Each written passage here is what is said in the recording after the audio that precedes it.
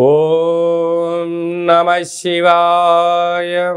ఓం నమో నారాయణాయ. ఓం శ్రీ స్వర్ణాకర్షణ కాల భైరవాయ నమో నమః. ఓం ఒటుక కాల భైరవాయ నమో నమః. హరి ఓం. మా ఛానల్కి స్వాగతం. చూస్తున్న వీక్షకులకు, ప్రేక్షకులకు, ప్రియ కాళభైరవ భగవద్బంధులకి స్వాగతం పలుకుతూ మమ్మల్ని ఎంతగానో ఆదరిస్తూ ఉండబడిన ప్రియ సోదరి మనులకు అందరికీ కూడా ముక్కోటి ఏకాదశి పండగ శుభాకాంక్షలు. సనాతన ధర్మ వీక్షకులకు, సంరక్షకులకు అందరికీ పైన దత్తాత్రేయ స్వామి యొక్క ఆశీస్సులు ఉండాలని కోరుకుందాం. అలాగనే మార్గశీర్ష మాసం అనగానే శ్రీ వళ్ళీ దేవసేన సుబ్రహ్మణ్యేశ్వర స్వామి యొక్క జయంతి, కాళభైరవ జయంతి, దత్తాత్రేయ జయంతి సందర్భంగా మనమందరము ఎలాంటి విధి విధానాలు పాటించాలో సవివరంగా సంపూర్ణంగా తెలుసుకుందాం. 16వ తారీఖు 12వ నెల 2023 నుండి 31/12/2023 వరకు పుట్టినటువంటి వారికి ముందస్తుగా జన్మదిన శుభాకాంక్షలు. గతంలో వివాహం చేసుకున్న వారికి వివాహ వార్షికోత్సవ శుభాకాంక్షలు. ఈ 16వ తారీఖు నుండి 31వ తారీఖు వరకు ద్వాదశ రాశుల్లో గ్రహ గమనాలను అనుసరిస్తూ ఎలా ఉండబోతుందో సవివరంగా సంపూర్ణంగా తెలుసుకుందాం. మేషరాశిలో గురు సంచార స్థితి, కన్యరాశిలో కేతు సంచార స్థితి, తులారాశిలో శుక్రుడు స్వక్షేత్ర సంచార స్థితి, వృశ్చిక రాశిలో కుజుడు స్వక్షేత్ర సంచార స్థితి, ధనుసు రాశిలో రవి బుధ సంచార స్థితితో బుధాదిత్య రాజయోగంతో ప్రయాణం అవ్వడం, కుంభరాశిలో శనేశ్వర స్వామి స్వక్షేత్ర సంచార స్థితి, మీనరాశిలో రాహు సంచార స్థితితో ద్వాదశ రాశుల్లో గ్రహ గమనాలు ఈ విధంగా ఉన్నాయి. ఇక్కడ విశేషంగా శుక్రుడు స్వక్షేత్రకారకుడు, కుజుడు స్వక్షేత్రకారకుడు, శనేశ్వర స్వామి వారు స్వక్షేత్రకారకుడు. విశేషమైనటువంటి 3 గ్రహాలు స్వక్షేత్రంగా ఉన్నప్పుడు ఎలాంటి ఉపయోగాలు ఉంటాయో సవివరంగా సంపూర్ణంగా తెలుసుకుందాం. మీనరాశి వారు ఈ కాళభైరవ జయంతి సందర్భంగా ఎలాంటి విధి విధానాలు పాటించాలో ఈ వీడియోలో సవివరంగా సంపూర్ణంగా తెలుసుకుందాం. మీనరాశిలో ఏ నక్షత్రాలు వస్తాయనగా పూర్వాభాద్ర నక్షత్రం నుంచి చివరి పాదం 4వ పాదం, ఉత్తరాభాద్ర నక్షత్రంలో 4 పాదాలు, రేవతి నక్షత్రంలోని 4 పాదాలు కలిపితే మీనరాశి. చాలామందికి పుట్టినటువంటి కాల సమయంలో డేటా బర్త్లో లేనటువంటి ఏకైక కారణం వలన పేరు యొక్క మొదటి అక్షరాన్ని అనుసరిస్తూ ఆ రాశిని తెలుసుకునే ప్రయత్నం అవుతుంది. అవి ఏ అక్షరాలు ఒకసారి పరిశీలన చేద్దాం. ది, దుమ్, షం, జా, ధ, దే, దో, చా, చి అక్షరాల వారంతా కూడా మీనరాశి జాతకులే. మీనరాశి యొక్క అధిపతి దేవగురు బృహస్పతి. వీరికి ఒకవైపు ఏళ్ల నాటి శని ప్రారబ్ధ సంచార స్థితిలో ఉండడం, రాశిలోనే రాహు సంచారం చేయడం, ధనావాకు కుటుంబ స్థానంలో గురు సంచార స్థితి ఉండడం, 7వ స్థానంలో కేతు సంచార స్థితి ఉండడం, అష్టమంలో శుక్రుడు స్వక్షేత్రకారకంగా ఉండడం, భాగ్యంలో కుజుడు స్వక్షేత్రకారకంగా ఉండడం, రాజ్యస్థానంలో బుధాదిత్య రాజయోగం ఉండడం, వ్యయంలో శనేశ్వర స్వామి వారు స్వక్షేత్రకంగా సంచారం చేయడం వలన ఒకవైపు ఏమో ఏలనాటి శని, మరొక వైపు ఏమో బుధాదిత్య రాజయోగం, మరొక వైపు ఏమో 3 గ్రహాలు స్వక్షేత్రంగా ఉండడము మీనరాశి వారికి అద్భుతమైన యోగకాలమైన మంచి కాలంగా గుర్తించగలగాలి. వీరు చేస్తున్న వృత్తులలో, ఉద్యోగాల్లో, వ్యాపారాల్లో ధర్మబద్ధంగా, న్యాయబద్ధంగా ఉండడం వలన ప్రమోషన్స్ రావడం, విదేశాలకు వెళ్ళడం, విదేశాల నుంచి పెట్టుబడులు మీకు రావడం, స్థిరాస్తులు, చరాస్తులు, గృహాలు, భవనాలు, క్రయ విక్రయాలు యోగదాయకం. కాకపోతే మీ జన్మ నక్షత్రం రోజున అష్టమి తిథి, పూర్ణిమ తిథి అందున దూరవాయు జల ప్రయాణాలు పెట్టుకోకపోవడం మంచిది. అలాగే ఆవేశానికి దూరంగా ఉండడం, ఆలోచనగా ఉండడం, జ్ఞానంగా ఉండడం, ఆధ్యాత్మికమైన సేవలు, యోగా, ఆసనం, మెడిటేషన్ లాంటివి కార్యక్రమం చేయడం వలన అనేక రకాల ఒత్తిడి నుంచి జయించి సంపూర్ణ స్థితి, ఆయురారోగ్యం మీ సొంతం కాబోతుందని చెప్పి గమనించాలి. అలాగే సాఫ్ట్వేర్ ఉద్యోగస్తులకు, హార్డ్వేర్ ఉద్యోగస్తులకు, స్వయం వృత్తుల వాళ్ళు, సేవారంగాల వాళ్ళు, అలాగనే గృహ భవన నిర్మాణ కార్మికులకు, వ్యవసాయ సోదరీమణులకు ఇది చాలా మంచి కాలము అని చెప్పి గమనించాలి. ఈ డిసెంబర్ నెలలో ద్వితీయార్థంలో ముఖ్యమైనటువంటి పండగల గురించి సవివరంగా సంపూర్ణంగా క్లుప్తంగా తెలుసుకుందాం. 17వ తారీఖున ధనుర్మాస ప్రారంభము. అనేక వెంకటేశ్వర స్వామి యొక్క దేవాలయంలో కానీ, రామాలయంలో కానీ, హనుమాన్ దేవాలయంలో కానీ ధనుర్మాస ప్రారంభ మహోత్సవ కార్యక్రమాలు జరుగుతూ ఉంటాయి. తిరుపావై సేవ జరుగుతూ ఉంటుంది. మనమందరము కూడా సేవలో పాల్గొందాం, స్వామివారి యొక్క ఆశీస్సులు పొందుదాం. 18వ తారీఖున షష్ఠి సోమవారం సందర్భంగా శ్రీ వళ్ళీ దేవసేన స్వామివారి యొక్క జయంతి. పుట్టలో పాలు పోద్దాం. పంచముఖ నాగేంద్ర స్వామివారికి పాలు పోసి అభిషేకం చేసినట్లయితే జాతకంలో కుజదోషము, సర్పదోషము, నాగదోషము తొలగిపోయి వివాహం కాని వారికి వివాహము, సంతానం లేని వారికి సంతానము, ఉద్యోగం కావాలి అనుకున్న వారికి ఉద్యోగము, సంపూర్ణమైనటువంటి కుజ, సర్ప, నాగ, పితృదోషాలు తొలగిపోతాయని చెప్పి గమనించగలగాలి.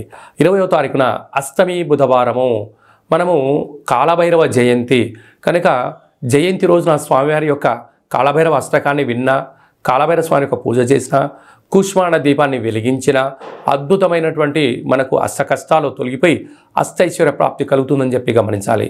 అలాగే మనకు ఇంట్లో కుదరకపోతే ఈ కిందనే మనం సంప్రదించినట్లయితే కాళభైరవ స్వామికి అభిషేకము, కూష్మాండ దీపము, కాళభైరవ యొక్క సౌభాగ్య ముడుపు కట్టి మీ పేరున పూజ చేయించడం జరుగుతుంది. కనుక వాట్సాప్ ద్వారా మీకు ఆన్లైన్ ద్వారా మీకు ప్రత్యక్ష ప్రసారం కూడా చూపించడం జరుగుతుంది. అలాగే 26వ తారీఖున మార్గశిర మాస శుద్ధ పూర్ణిమ, ఇక దత్తాత్రేయ స్వామి యొక్క జయంతి కనుక మనకు సంవత్సరానికి వచ్చేది ఒకరోజు కనుక దత్తాత్రేయ స్వామిని స్మరించడం, ధ్యానించడం, గురుచరిత్ర పారాయణం చేయడం, శునకపు మహారాజులకు కానీ, గోమాతలకు కానీ, పచ్చిగడ్డిని కానీ ఆహారాన్ని దానం చేయడం వల్ల సంపూర్ణంగా మనం ఋగ్వేదము, యజుర్వేదము, సామవేదము, అధర్వణ వేదాన్ని చదివినా, పారాయణం చేసినా, విన్నా ఎంత పుణ్యం కలుగుతుందో మనకు కూడా దత్తాత్రేయ స్వామి వారి యొక్క దర్శనము, పఠనము, శ్రవణము యోగదాయకమని చెప్పి గమనించగలగాలి. ఇంకను ఈ డిసెంబర్ నెలలో ద్వితీయార్థంలో అద్భుతమైన విజయం సాధించగలగాలి అన్నట్లయితే ఏం చేయాలో కూడా మనం తెలుసుకుందాం. ఈ యొక్క పాత్రను కంచు పాత్ర అంటారు. కాళభైరవ స్వామి వారి యొక్క స్వర్ణ ఆకర్షణ అక్షయ పాత్ర అంటారు. మనకు రాసులు 12 ఎలా ఉంటాయో ఇందులో 12 రాసులను అచ్చు వేయడం జరుగుతుంది. ఈ యొక్క పాత్రను మన అరచేతిలో ఇలా పెట్టుకొని ప్రతిరోజు ఉదయము, సాయంత్రము పూజ చేసిన తదనంతరము 2 అగరబత్తులు వెలిగించి తిప్పి పక్కన పెట్టి మన మనసులో ఏదైతే కోరిక కోరుకొని ఇలా ఒక్కసారి ఇలా శబ్దం చేసినట్లయితే ఓంకార శబ్దం రావడం జరుగుతుంటుంది. ఇలాగా ఇక్కడ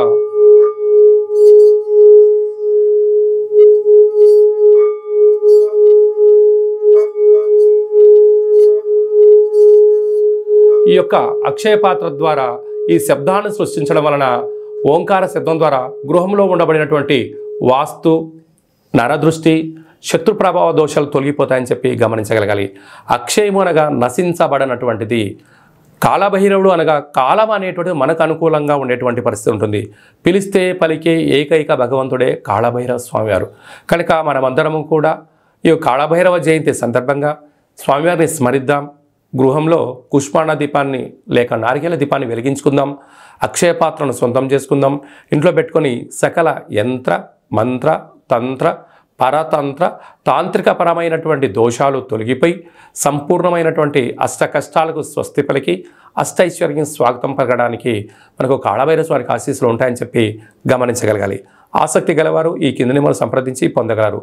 ఈ యొక్క అక్షయ పాత్రతో పాటు కాళభైరవ స్వామి యొక్క ఒక పిరమిడు, స్వామివారి యొక్క కంకణము, ఉట్టి, ఇంటి బయట కట్టుకోవడానికి సౌభాగ్య ఉట్టిని, మీ యొక్క గోత్రనామాల పేరుపైన మన యొక్క స్వర్ణాకర్షణ కాళభైరవ స్వామి యొక్క దేవాలయంలో 41 రోజు కూష్మాండ దీపాన్ని కూడా పెట్టడం జరుగుతుంది. ఆసక్తి గలవారు ఈ కింద నెంబర్ సంప్రదించవచ్చు. అలాగే మీ వ్యక్తిగత జాతకం తెలుసుకోవాలనుకుంటున్నారా? మీ యొక్క పేరు, పుట్టినటువంటి తేదీ, నెల, సంవత్సరం, పుట్టిన సమయం రాసి వాట్సాప్లో పంపించగలిగినట్లయితే మీరు పుట్టినప్పుడు గ్రహ గమనాలు ఎలా ఉన్నాయి, ప్రస్తుతం ఎలా ఉంటున్నాయి, రాబోయే కాలంలో ఎలా ఉండబోతున్నాయో సవివరంగా సంపూర్ణంగా 100 సంవత్సరాల జాతకాన్ని వ్రాసి పంపించి మీకు తెలియజేయడం జరుగుతుంది. అలాగా డేట్ ఆఫ్ బర్త్లు లేనటువంటి వారికి మీ పేరు యొక్క మొదటి అక్షరాన్ని అనుసరిస్తూ రాశిని తెలియజేస్తూ రమణ శాస్త్రం ద్వారా అనగా గవ్వళ ద్వారా కాళభైరవ ఉపాసన చేత భూత, భవిష్యత్, వర్తమానాన్ని తెలియజేయడం జరుగుతుంది. కనుక మీ వ్యక్తిగత జాతకం తెలుసుకోవాలనుకుంటున్న వారు ఈ కింద నెంబర్ని సంప్రదించి ఆన్లైన్ ద్వారా కానీ, ఆఫ్లైన్ ద్వారా కానీ, వాట్సాప్ ద్వారా కానీ అపాయింట్మెంట్ తీసుకొని సంప్రదించగలరు. అలాగనే మీ యొక్క అబ్బాయికి కానీ, అమ్మాయికి కానీ వివాహం కావడం లేదా, ఆ యొక్క జాతకంలో అనేక రకాల సమస్యలు ఉన్నప్పుడు, లేకుంటే వచ్చినటువంటి వధువు కానీ వరుడు యొక్క జాతకం కలిసిందా కలవలేదా అనేటువంటిది తెలుసుకోవాలనుకున్నట్టయితే వారి యొక్క డేట్ ఆఫ్ బర్త్లు కానీ వారి యొక్క పేర్లను కానీ మీరు పంపించినట్లయితే వివాహ జాతక పొంతన, వారి యొక్క గణాలు, గుణాలు, జంతు పరిశీలన చేసి మీకు సవివరంగా తెలియజేయడం జరుగుతుంది. అలాగే గతంలో వివాహం చేసుకున్న వారికి దంపతులు మధ్యలో సఖ్యతగా ఉండకపోవడం కానీ, ఒకరిపైన ఒకరు అగౌరవంగా ఉండడం కానీ 490 కేసులు పెట్టుకోవడం కానీ పోలీస్ స్టేషన్లో గొడవలు వెళ్తూ అలాగే విడాకుల దాకా వెళ్ళినటువంటి వారందరూ ఎలాంటి ఇబ్బంది పడకుండా మీ యొక్క జాతకంలో కానీ మీ పేరులో కానీ స్వల్పమైనటువంటి మార్పులు చేర్పులు చేయడం వలన మీకు ఉజ్వలమైన మంచి బంగారు భవిష్యత్తుకు ఆధ్యాత్మిక సలహాలు సూచనలు ఇవ్వడం జరుగుతుంది. తెలుసుకునే వాళ్ళు తెలుసుకోవచ్చు. అలాగే మీకు పుట్టినటువంటి అబ్బాయి కానీ అమ్మాయికి కానీ పేరు ఎలాంటి పేరు పెట్టగలగాలి, పేరు యొక్క మొదటి అక్షరం ఏం రాగలగాలి, రాబోయే కాలంలో ఆ పేరులో ఉన్న వైబ్రేషన్స్ విషయం తెలుసుకొని పేరు పెట్టినట్లయితే అంటే ఏదైనా కూడా ఒక వ్యవస్థలు కానీ సంస్థలు కానీ ఒక వ్యక్తి పేరును బట్టి తన యొక్క జీవన గమనం ఆధారపడి ఉంటుంది కనుక వాటి పేర్లను మన యొక్క దేవాలయంలో ఆధ్యాత్మికమైనటువంటి అద్భుతమైనటువంటి మంచి పేర్లను మీకు సజెషన్ చేయడం జరుగుతుంది. కనుక ఆసక్తి గలవారు ఈ కింద నెంబర్ సంప్రదించి అపాయింట్మెంట్ తీసుకొని సంప్రదించగలరు. అందరికీ కళవు వెంకటనాయక అన్నట్టుగా వెంకటేశ్వర స్వామి ఆశీస్సులు ఉండాలని కోరుకుందాం. అందరినీ ఆశీర్వదించడం ప్రార్థన చేద్దాం. ఓం శతమానం భవతి శతాయు పురుష సతేంద్రియ ఆయుష్యేవేంద్రియే ప్రతిష్టతి ధనం ధాన్యం బహుపుత్రలాభం శత సంవత్సరం దీర్ఘమాయు. సర్వే జనా సుఖినో భవంతు, లోకా సమస్తా సుఖినో భవంతు. సర్వం శ్రీ కాళభైరవ దేవతార్పణమస్తు. హరి ఓం. ఈ వీడియో మీకు నచ్చినట్టయితే లైక్ చేయండి, షేర్ చేయండి, మా ఛానల్ని సబ్స్క్రైబ్ చేసుకోండి. మేము చేస్తున్న ఆధ్యాత్మిక వీడియోలు మీకు ముందస్తుగా నోటిఫికేషన్ రావాలి అన్నట్టయితే గంట సింబల్ ప్రెస్ చేయండి. పైన ఆల్ అనే బటన్ కూడా తెలియజేస్తూ భగవద్బంధులకు, మిత్రులకు, సనాతన సంరక్షకులకు ఈ యొక్క వీడియోను ఫార్వర్డ్ చేసి హిందూ ధర్మాన్ని కాపాడండి.